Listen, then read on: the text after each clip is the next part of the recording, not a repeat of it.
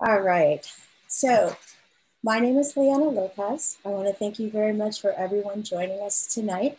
We hope you enjoyed the film as much as we enjoyed making it. And just so you know, I'm in the film. You probably saw me a couple of times. I am a multimedia communications professional based in Houston, Texas. And I do old media, print media, and digital media. And most of my work is focused on educational, environmental, and social justice projects along the Gulf South, so all 5 Gulf Coast states, the Amazon rainforests, the Northern Americas, Central America, and Europe.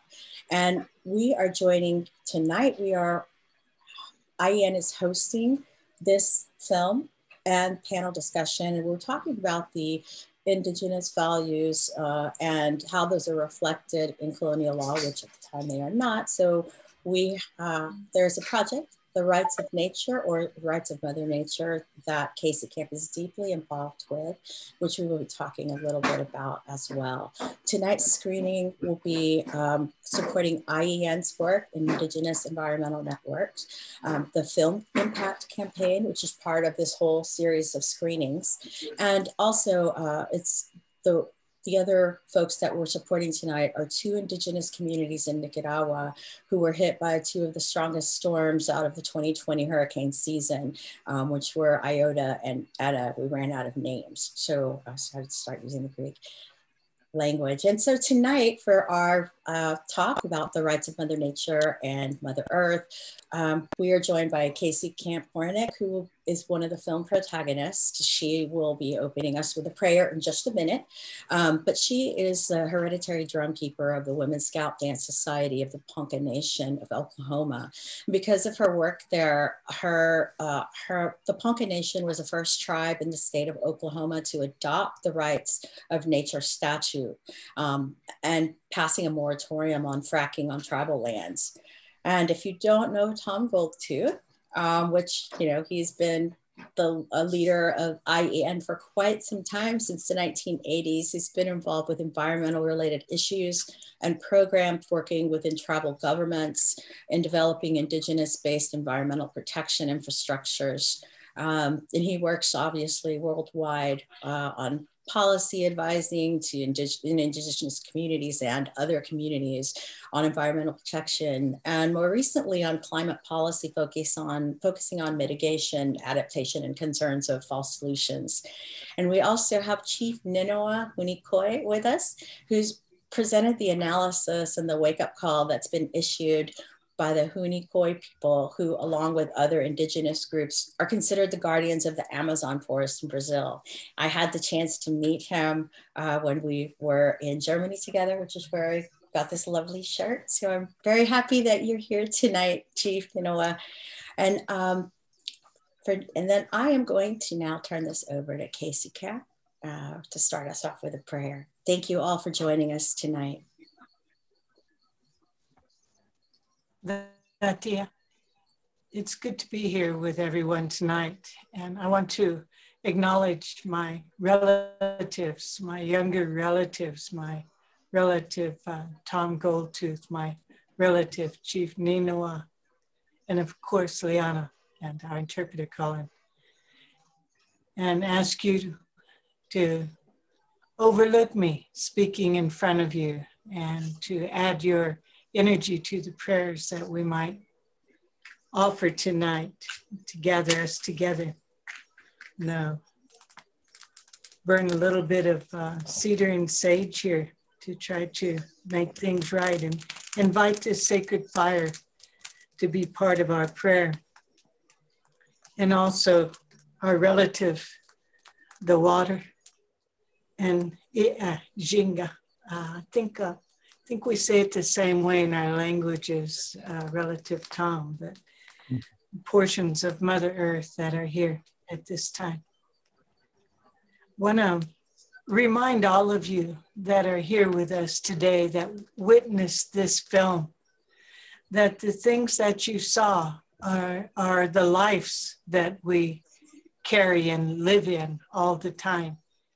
And that together, somehow, the great mystery has given us the ability to join our voices and our thoughts and our spirits into one understanding through our original ways that honor our Mother the Earth, our Father the Sky, through the winds, through the wings, through the forelegs, through the fins, through the water herself, our Father Sun, our Mother Moon, the sacred star nation. So, with that in mind, I want to also remind you that each of you could be anywhere doing anything this evening.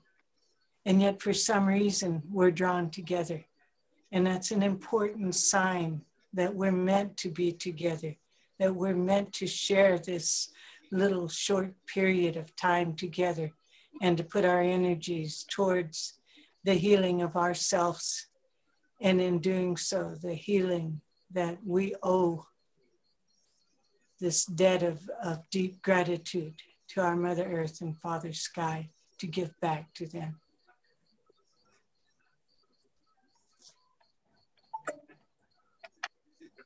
Wakanda khube, majan khube. Wibdaha ehe, wibdaha mi miamba mika e.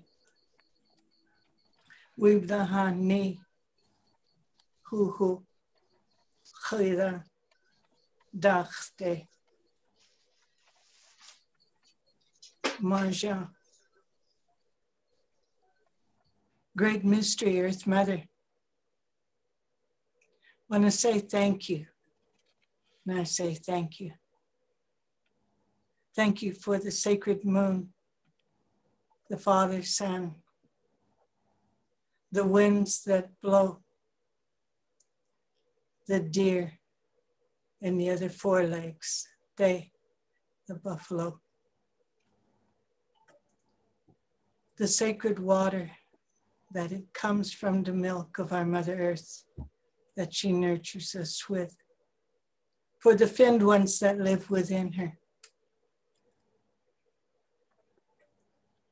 for all of those that we don't have names for, but we know as our relative in whatever form they may be in this universal gathering of life that the great mystery put into motion before we came here in this flesh, in this robe that we wear over our spirit. We ask that you join us in this thing called webinar. That is another portion of the web of life that connects us. Show us a way forward. Help us honor the ancestors that came before us and set a path in front of us. Let us be the path maker now and set a place for our youth and our unborns, that they may have what is necessary to have life. Bless all those that are sickly, all those that are in mourning, all those caretakers, and on and on and on. We're grateful for this moment to come together, and we say thank you. God, our thoughts, our words, our intentions. And if there's something forgotten, I ask you to take that from the middle of my spirit and offer it in the best way possible. Sha. Wibdaha.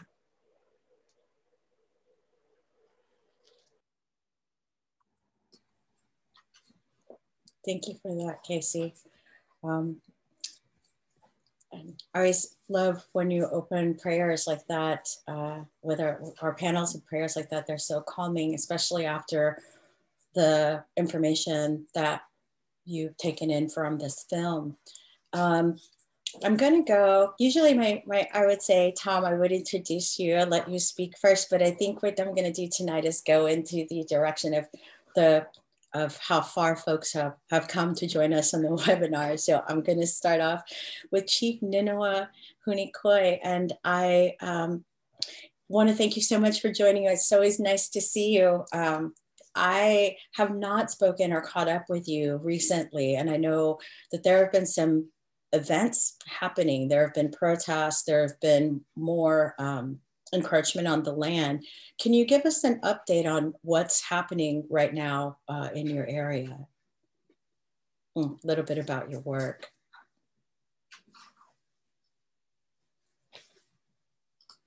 And then when you're ready, you can unmute. You see the mute button? Okay. Yeah, there you go. Okay, I want to thank our Great Spirit. I want to thank all the enchanted beings of the forest.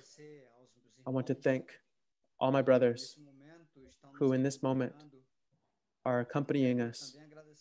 I also want to thank for the invitation, the power to have the opportunity to be able to share in this moment that we are living together, that we are going through together. I want to thank Casey for the blessing that you've offered us in this moment, that we receive with our hearts. I want to thank Tom for your being a captain, very generous. I want to thank Colin for the interpretation. Liana, I want to thank you so much for the opportunity to be here this evening. We are living through a time, a very delicate time for all of humanity, which is a moment in which nature herself, Mother Nature, is asking for our attention, because humanity has sickened the planet, has created infirmities and illness to the earth in a general manner, has harmed all of humanity. And this problem of pandemic is a moment in which the Great Spirit is calling for all of humanity's attention, that we stop with the destruction, or that we stop so much with all of this destruction that is happening right now.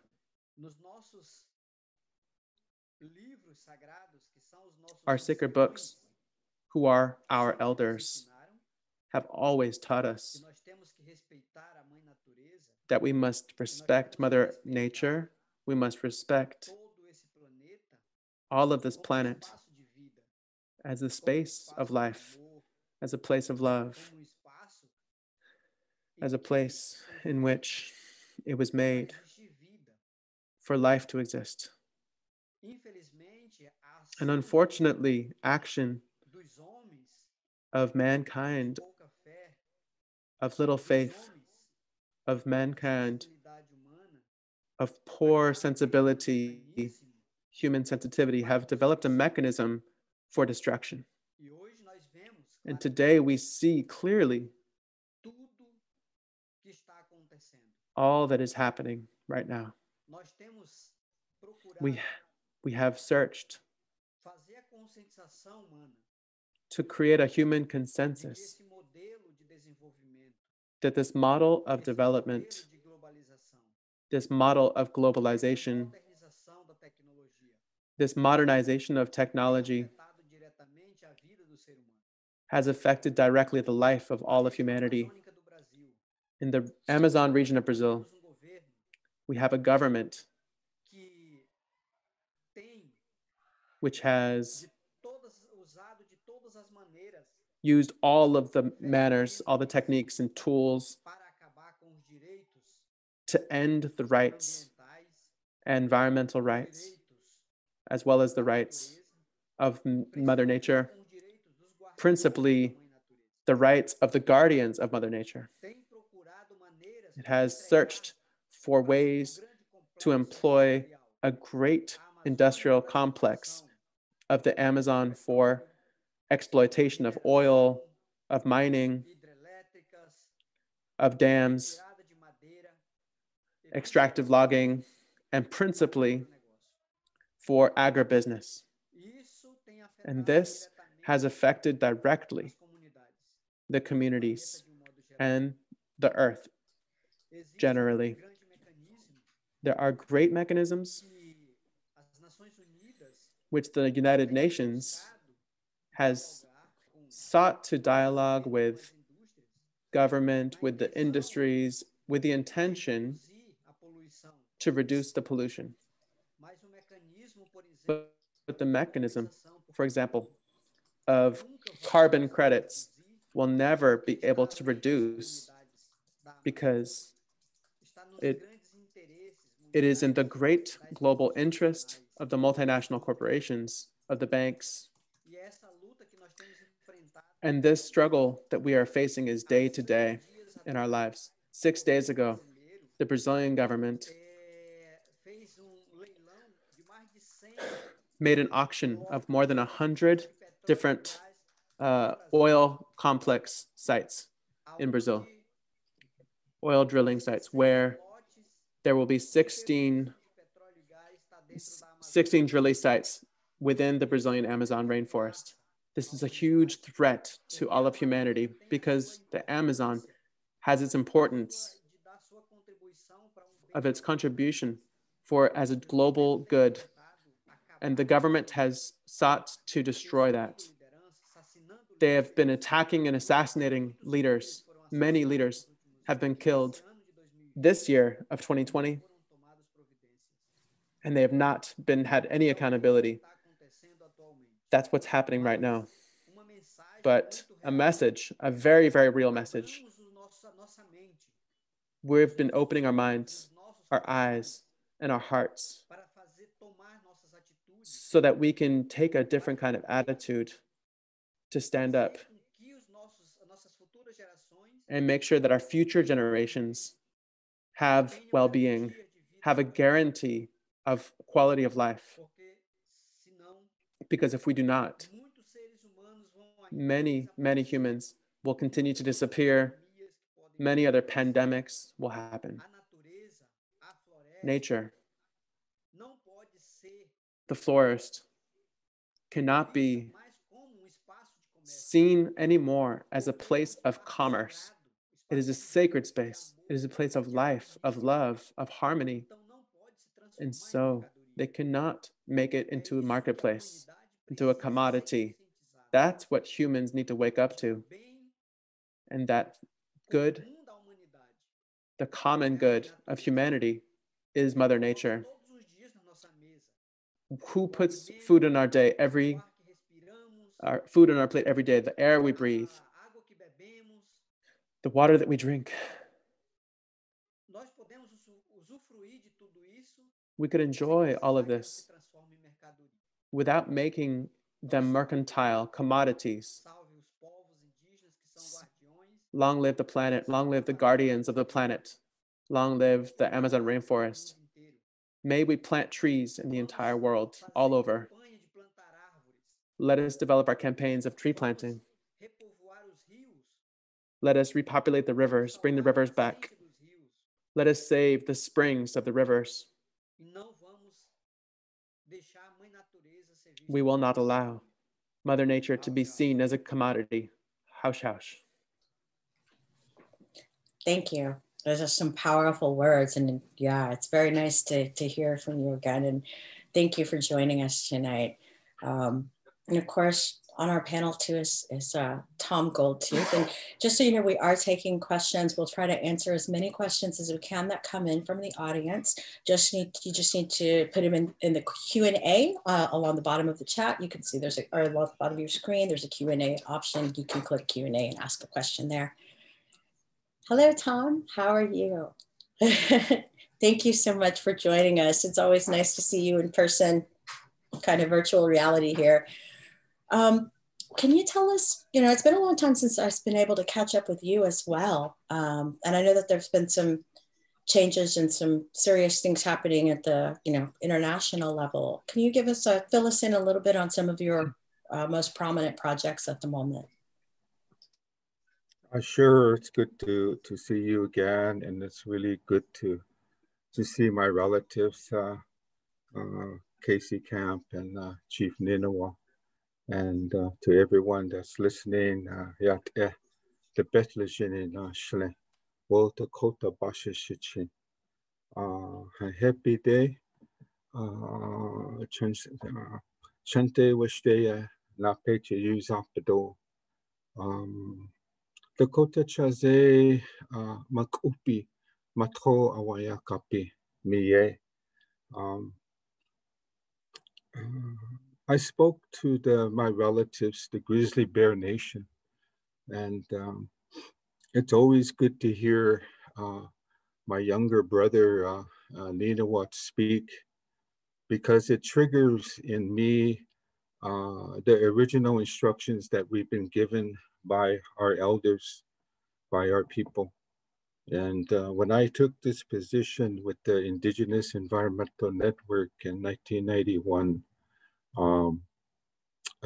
some of the older ones that I related to, worked with, and they were worried. They said, "Hey, don't forget your teachings, because you're going to go out into that world." And I really felt good with this circle of elders and women's societies, and there were youth in this formation of this confederacy, this alliance, a network of indigenous peoples to pray with and talk about Mother Earth. And I really felt good about that because the foundation had a spiritual foundation.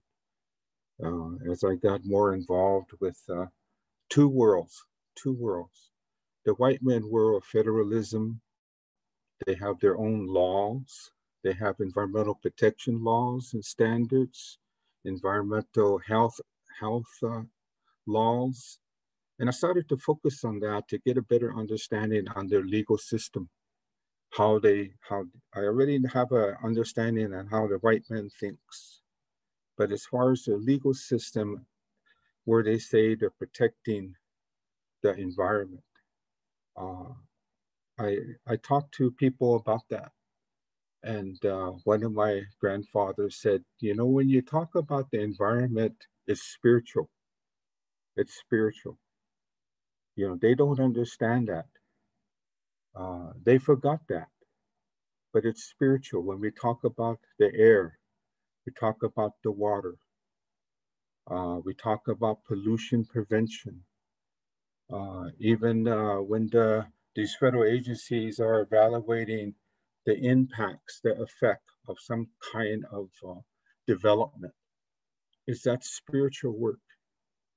That takes us who understand our indigenous thinking into that, not only the cultural and spiritual values that are important to ask and to assess on the development of a pipeline crossing the sacredness of a river, Minnesota, the Missouri River, for an example.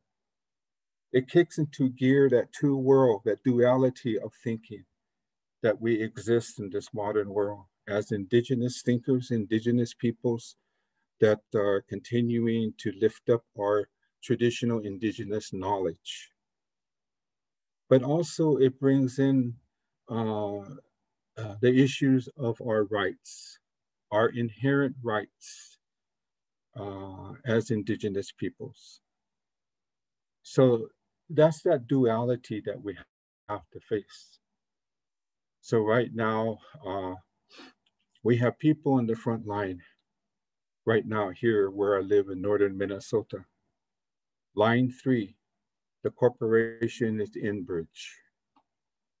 There's been our local communities of the Anishinaabe peoples. They've been fighting all along in the long process of decision-making that the Minnesota state and United States government, since this is a Canadian-US transboundary decision, okay, it has to involve treaty rights. But in this long process, the decision makers of the colonists, they don't want to recognize the indigenous treaty rights. They don't want to recognize the inherent rights of the Anishinaabe people who live here. So right now, there's some people here that are camped out because the construction has started to dig into Mother Earth. They got the pipes laying there like a snake. They got contractors. Most of them are men. They're not indigenous white men. I don't know anything about them. Some of them bring the same confusion that they have in their families. There's high rates of abuse, domestic abuse, rape, sexual abuse that these contractors bring with them. I saw that same thing happening in the mining industry in Brazil. As the miners come in, the indigenous women are raped. They're beat up. I see that happening in all my travels. You mentioned my world travels. I haven't traveled though since mid-March. I've been homebound, but I'm just as busy. We got these Zoom meetings, and it's helped because it allows us to reevaluate how do we keep our communication with our indigenous peoples. Because that snake that's out there, that Western forms of development, knows that this is their opportunity to try to keep going in putting these pipelines, oil development, mining development, extractive industries, but also that's extractive economy. Capitalism thrives on what I'm talking about. So what are we confronting? That's part of it. But also some of our peoples are being strategic with this new president coming in. What is it that we need to take advantage of? What is this an opportunity for executive actions to do what? So we are engaged with people on the front line, a network of grassroots people throughout Turtle Island, all the way from Alaska to Florida, to Texas, Phoenix, Southern California, all these areas. What is it that we want to push up? The right to free and prior FPIC, free, prior, and informed consent is something that we are lifting up. We're hoping that this president will sign an executive order to make it mandatory on all the federal agencies who are involved with federal action and decision-making with our American Indians and Alaska Natives in our communities, that they be engaged with implementing and recognizing the provisions and the standards of free, prior, and informed consent. The consent is our right to say no under self-determination. So this discussion on the rights of nature is very important, like my brother Ninawa talked about. Because part of what we have seen, including my sister, Casey Camp, from the local level to the state level to the national level, but we've been lucky to go into the international community, the United Nations. And one of those initiatives is the United Nations Framework Convention on Climate Change. Conference of the parties of the nation states of the world coming together. The Paris Treaty Agreement that they made in 2015. You know, we call that, one of my people I work with, Alberto Saldamondo, who's an experienced and knowledgeable human rights attorney.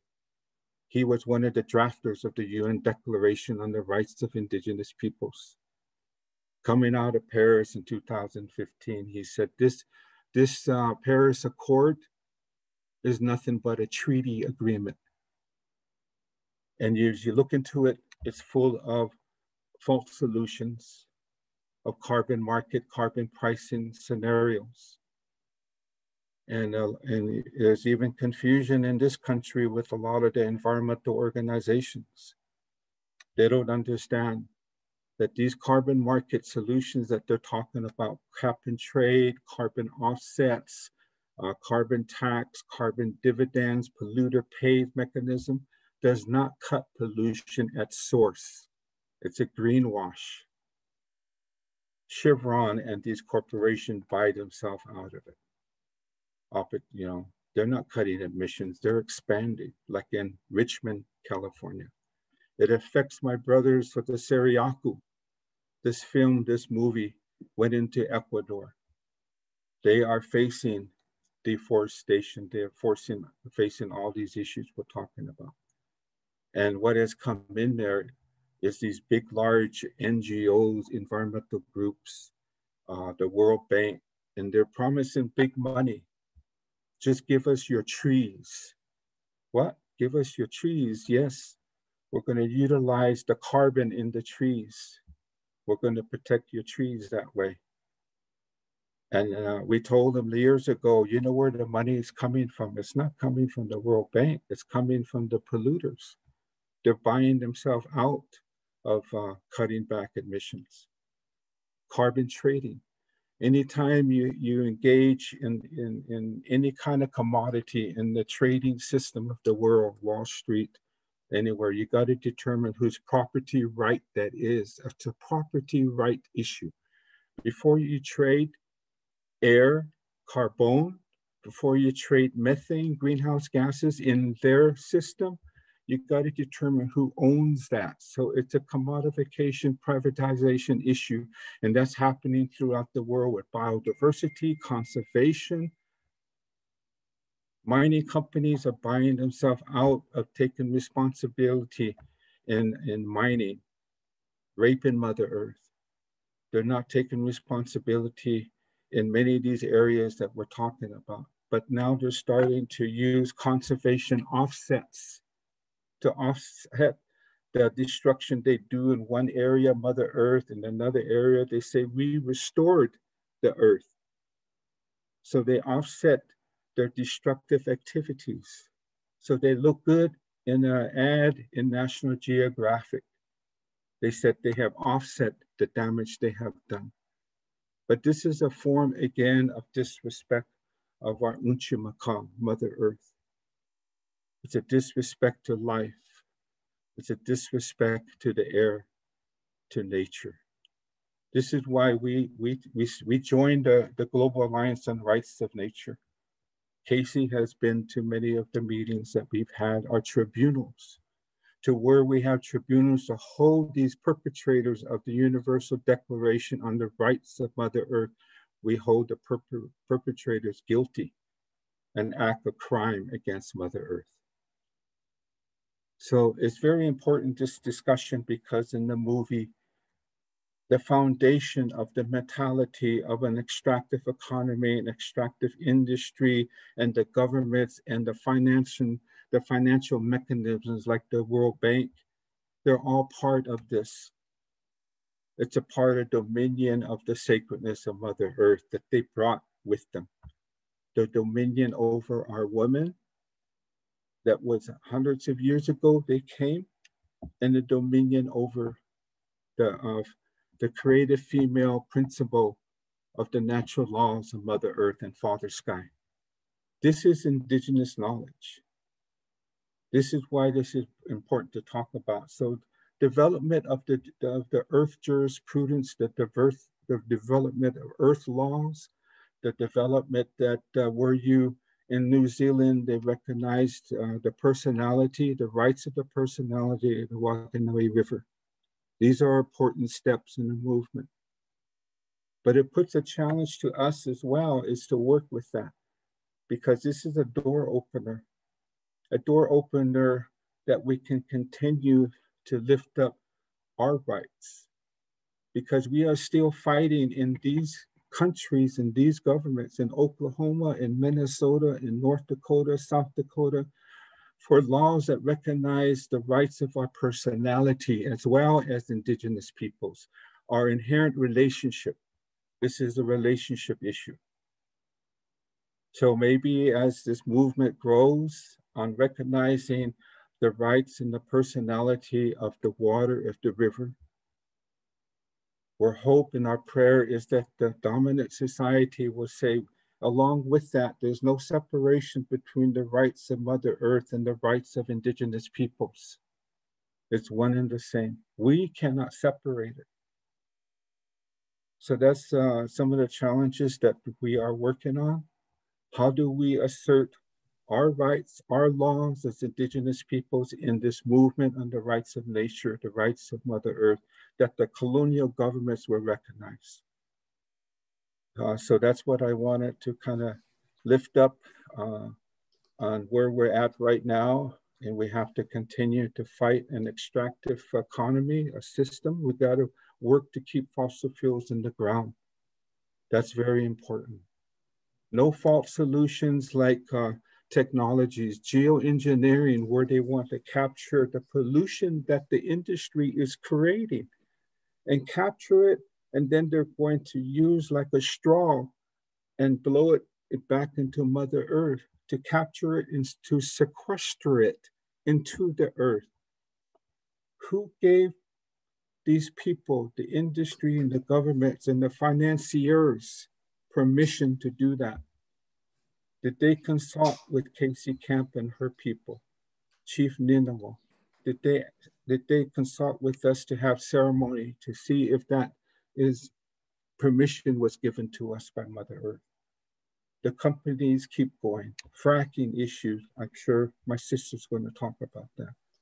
So it's really critical, this movie, it's critical we have this discussion because it's just now opening the door to this illusions and where we're at right now with the virus and with Mother Earth. Mother Earth is speaking up. So something has to change. We're watching the volcanoes throughout the world. We're watching that right now because they talk to each other. So all these things we are watching. Thank you. Thank you. That's great. I love these conversations after the panels because they're always very different and they cover so much. There's so much to cover in an hour, all the things that have to be said. But I do want to just point out one thing, just because of some of the comments that we've been getting on Facebook and some of the things that were mentioned in our comments here. One of the things that I found, and this is to your point about being separate from the earth. When I started getting involved in the environmental work, I could not believe, and I'm not going to name the NGO, but it was a big NGO that you hear almost every day. When I started working with them here in Houston, because I found out, about other things, other places first. And then I started realizing what was happening here in Houston after I met Brian and his father. But when I started with this environmental group, and I was talking about the fracking and all of the pollution, they literally, I was the most talented one with their social media at the time. And so they literally like, well, we need to start a whole other group to talk about pollution and all this other stuff, because we only talk about going out and enjoying nature. Like, these are also part of the folks, I'm not saying it's the same group, but I was amazed. They wanted to save the forest by taking tribes like Chief Nineveh's tribe out of the forest to save the forest. It took me a really long time to understand even how people could think like that. So I think we have a lot of work here to do. And with that in mind, Casey, one of the things that you did, your tribe, your clan, was one of the first folks in the state of Oklahoma, of all places, to adopt the rights of nature statute. Can you tell us, what kind of experience with that, and what kind of, I'm going to assume, since in Oklahoma, what kind of, response you've gotten, whether it be, I guess from the folks that live around you that are not indigenous.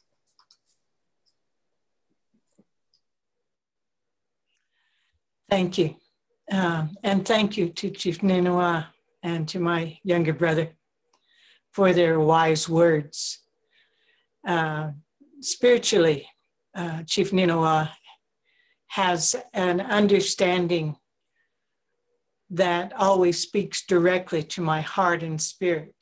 And the same with my younger brother in his relationship to the Great Spirit and interpreting that into the Western civilization, thoughts and how they do that. And it brings up many, many, many thoughts when I listen to them. One is simply a manner in which we interpret the language that we're speaking right now. We're talking the colonial language, and we're expecting them to understand it from a spiritual viewpoint. So we begin to assess that as Indigenous peoples and as activists and as women. And one of the things that stands out to me is when I hear natural resources. That's not even a practical understanding of what we're talking about. Take off that RE there. We're talking about sources of life in our understanding of the natural world, in our understanding of the natural laws, sources. And so we have to begin to take their language as well and have it reflect the understandings that we're coming from. And I think that's one of the gifts that these two have offered us tonight, is an understanding of how we can utilize the colonial words and mindset and adjust them to an indigenous understanding of how to realign their laws with the natural laws that we try to follow. And I remember hearing something that struck me deeply because, of course, as a woman, I have grown children within my womb. I have been blessed to have 4 children, 2 men and 2 women that teach me every day. And they came through the waters that lived within me. And they came from the corn that I ate. They came from the rooted nation that I ate. They came from the forelegs and the wings that I ate, and their cells were built. And when they were born onto this earth, they went that way, and their breath became one with the winds that come from all directions. And the warmth that they have is the warmth of those volcanoes and of the Father Son. And they became part of the rhythms of the Moon Mother that brought them forth from me, that was controlling me, that I was in tune with. So I understand the sacredness of life is about us recognizing that we are part of nature. We're not here as protectors of nature. We are nature protecting itself.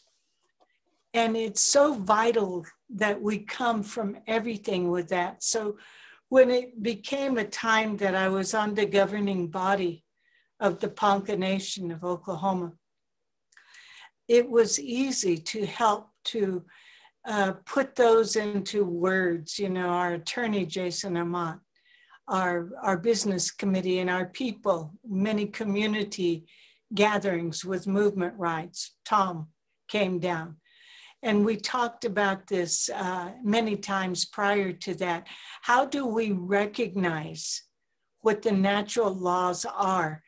And how do we find and assess a manner to create tools that will give the colonist an understanding that our laws, the natural laws, are the ones that are going to sustain us. So by recognizing the rights of nature within the Ponca jurisdiction and our traditional jurisdiction, we feel as if, and we've not stopped yet, there's more to come, we feel as if we have set ourselves in a position that when our sacred water is being affected, we live between Nijide and Niska, the Red River, and it's called Salt Fork, and Arkansas, that as the polluters affect those, then we can have guardians, as Chief Ninawa spoke of, not just guardians of nature, which is nature itself, but to have appointed human guardians that speak this language, that have legalese. and they can interpret into the courts, the Ponca courts, not the federal, not the state, but the Ponca courts, if they violate the rights of nature. Because again, we are nature, and we're trying to protect ourselves through that way. We're talking about free, prior, and informed consent. And recently, when Governor Stitt of Oklahoma attacked our sovereignty through getting the EPA to rule on behalf of the state of Oklahoma to have jurisdiction over the Environmental Protection Act here, rather than the 39 tribes that are represented, we're legally one step ahead right now because we have this statute in place. But at the same time, we're going to challenge them in their state and federal courts, because when we said no, when our environmental office said no, and we said, we do not give consent, you failed to get consent, they said, okay, we're going to count that as consultation. And they went ahead and passed that law anyway. And that happened to all of the nations here. The same thing with the fracking. Even though we have a moratorium on fracking within our jurisdiction, all around us, they're still doing the same thing. They're doing what my relative Tom said. You know, they're hurting the water so bad. They're taking the fresh water and they're putting these vile things in there, and they're pulling up breaking down the shale rock, the very bones of our Mother Earth. And they're causing that to drip out and pull it back up. And then they inject this water back down into the earth. And who did give them permission? Certainly not us, but the state of Oklahoma, in anticipation of this fracking boom that Harold Hamm has pushed, and he's from Oklahoma, a multi-billionaire in the extractive industry. They passed a law here in Oklahoma that forbids the municipalities from putting a moratorium on fracking. But as Indigenous people, we still have our treaty rights, whether they're honored or not. And I believe that we must exercise those now. It is critical. It is necessary. We don't have the time to wait until a process happens. So we passed a moratorium on fracking. But everyone has to uphold the rights of Indigenous people now, because you're our neighbors, because you breathe the same air, because the Mother Earth sustains you in the same manner, because the Moon Mother moves the waters through you as well as through all other things, because the Father Son beams down on you, and because all of those things are part of the natural laws and the sacred system of life that was put in place by the great mystery. And now human beings have misbehaved so badly that only by falling in line with what is true, what is natural, what is real, and realigning ourselves with the sacred, can we trust there will be a place for our future generations. True. It's so scary sometimes, and I say scary in the best possible way because I love these conversations, but we only usually get about an hour, and there's just so much to cover, so much. So I'm going to, we're gonna, just in the process of wrapping up, we're gonna go for the last question here, and I'll let you have your choice, because this one question always comes up when we are talking, when we have these panels. But what I want to say is, and Tom, I'm going to come to you first. During the discussion, we have covered quite a lot of information. Is there anything, as we wrap it up here, that you would like to mention and talk about and to say that we have not said yet in this particular discussion about the rights of nature? Or if you want to tell someone how they can help, where they can help. Tom, I'm going to allow you to take the first shot at this one. Sure. I think I'll start out with where people can get more information is we have a couple organizations that Casey and me are affiliated with. One is Movement Rights. It has a website, our Indigenous Environmental Network. We're redoing our webpage, but we're going to have a really dynamite page on this issue. And then the Global Alliance on Rights of Nature. But one thing that I want to talk about is some of us, a small circle of Indigenous thinkers, we're concerned that this movement, even though it's part of prophecy and on the right path, that it doesn't become a form of extinguishment, that it not become a form of termination and genocide. However, it's unintentional. This is very critical. The rights of nature in the context that we're talking about, it's existing within a non-Indigenous context through, the human connection. As Indigenous people, we're lifting up that connection of importance is the inherent relationships that exist with Indigenous peoples, our lands, the sky, waters, the spiritual teachings that we talked about. And lifting up the importance of inherent relationship jurisprudence. So along with this evolving jurisprudence that has various names that we talked about, rights of nature, rights of Mother Earth, earth law, wild law, earth jurisprudence, all of these type of thinkings draw ideas and inspiration from us as Indigenous peoples, and many are important. Many of these are very important allies to our movement as Indigenous peoples. And many of our Indigenous peoples embrace that. So the common theme is that they're framed around a notion of rights, and that they are all existing within a non-Indigenous framework of law and society. So that's what I wanted to throw that out there, so it doesn't become just a Eurocentric approach, but important is an approach that recognizes the importance of Indigenous peoples' framework. And we already have the mechanisms for that in this country, and where Ninawa lives is that we already have the practice of our traditional knowledge. We already have the elements of our own inherent relationship jurisprudence, our Indigenous legal and political articulation that involves customary rights. So this is what we're entertaining within our network of Indigenous peoples, IEN, and it's going to involve a lot of more discussion, but it is part of prophecy that the dominant world is going to come back full circle to learning what its relationship is to the sacredness of Mother Earth. Thank you. Thank you. And again, thank you, Tom, for joining us tonight. This is a really good panel that I was that I was really happy to be part of. And it's always good to see your face.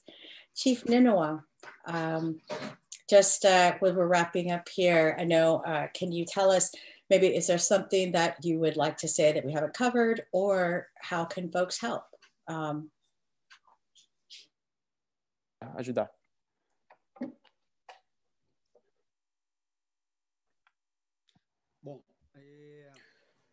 Well, one more time, we need to do a self-reflection of where we are walking and where we want to go.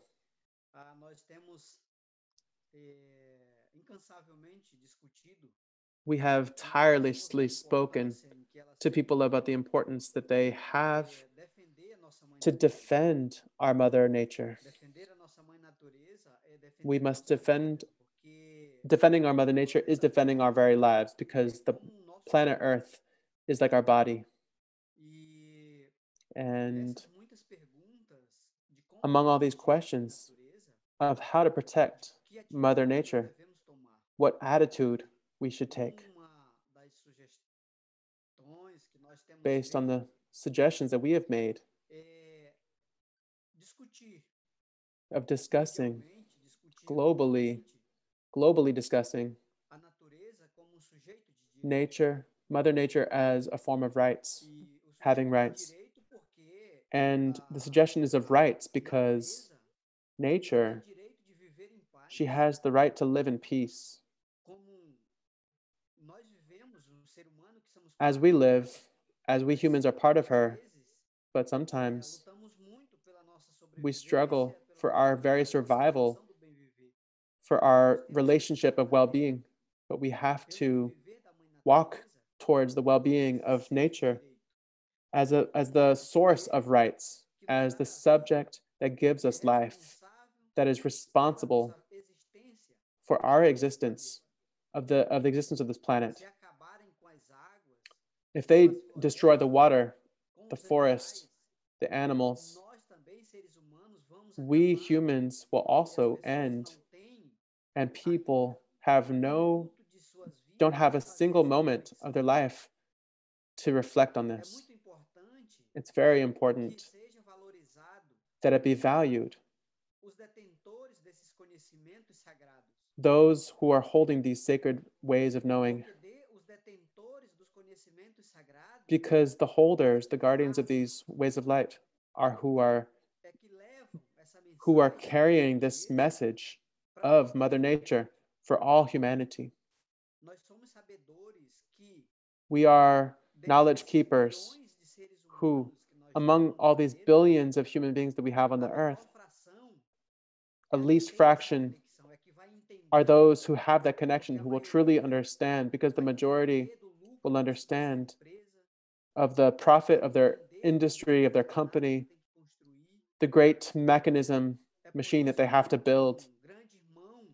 And for that reason, a great brother who wrote this book called The Fall of Heaven, written by Vito Pinawa, he says this. He says that people do not know even where they are walking, because the heart, which is a heart of blood, of feeling, of empathy, is being transformed in money, into coins and rock, into machine. And here in Brazil, there is a saying of the leaders that the government that we have is a government machine, because they only think of machines. They do not think about the life of people that has been destroyed to create this subdevelopment. We have to involve people.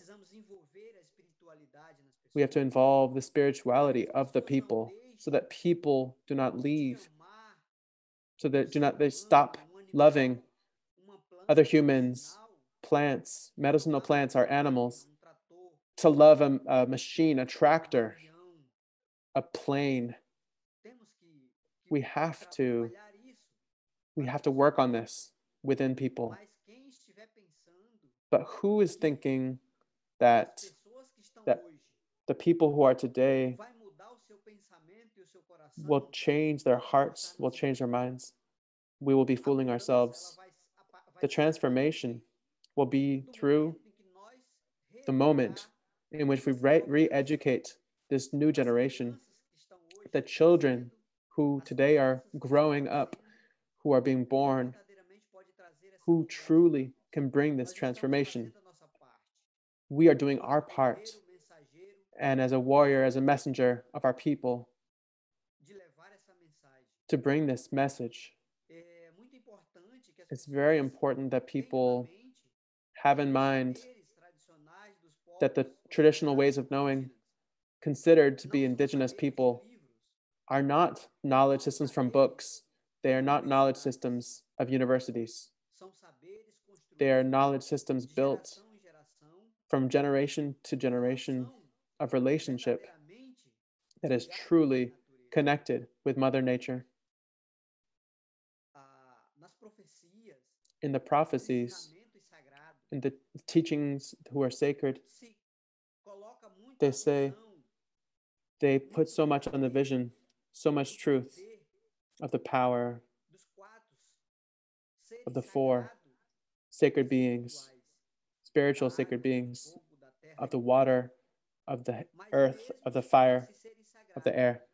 And even though these are sacred, there is a fifth sacred element that is invisible, which is the spirit. This will be made fragile.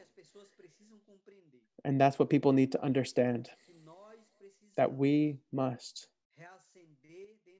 relight in our hearts our power of our ancestors. Ancestrality is not just for indigenous people, and all the nations of the planet have a spiritual fire from where it's from where they are from. And it is said that this sacred fire is to light the way to where you are going, but everything depends on your attitude of every one of these people.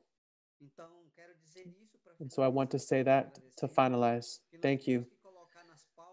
In gratitude, we must continue to spread the message everywhere we go, speak about our territories as a subject of rights, to respect the holders and keepers of the sacred knowledge, who are our leaders, our spiritual leaders. Hausch, Hausch. Thank you. Thank you. Thank you so much. And Casey, last but not least, of course, and thank you all again. Anything that we haven't covered that you want to make sure to mention here, or do you want to give someone, maybe another way to help? Because I know that you've given us some help, so giving us some answers to that. Thank you. I think that the concept that we came here to discuss has been fleshed out very well, recognizing the rights of nature, not giving nature rights. But also we need to begin to reassess what is power. I have heard all of us mention these governments that are fostering a false way forward, false solutions. And these are human beings. These are fragile, ignorant human beings that are pitiful and that really don't have a deep understanding of their own roots. And by creating, these webinars like this, we begin to spread our own thoughts into the directions that empower us to recognize that we are in a time of purification. Our Mother Earth is clearly empowering us to share these messages. The listening to the wind and the trees, and listening to the voices of the rocks and the relatives that don't speak this colonist language, and amplifying those through a different way of speaking is what we're really trying to do, what we're really intending to do, because those true powers will continue. Our Mother Earth will endure. The moon will talk to the waters, and the waters shall talk back. The thunders will grow strong. The hurricanes will get more powerful. The fire will grow. All things will purify. Do humans want to stay part of that sacred cycle of life? And if so, how do we create a path forward? That's what we're here for tonight. One way is these things recognizing the rights of nature. All municipalities can do that, with the IEN and movement rights.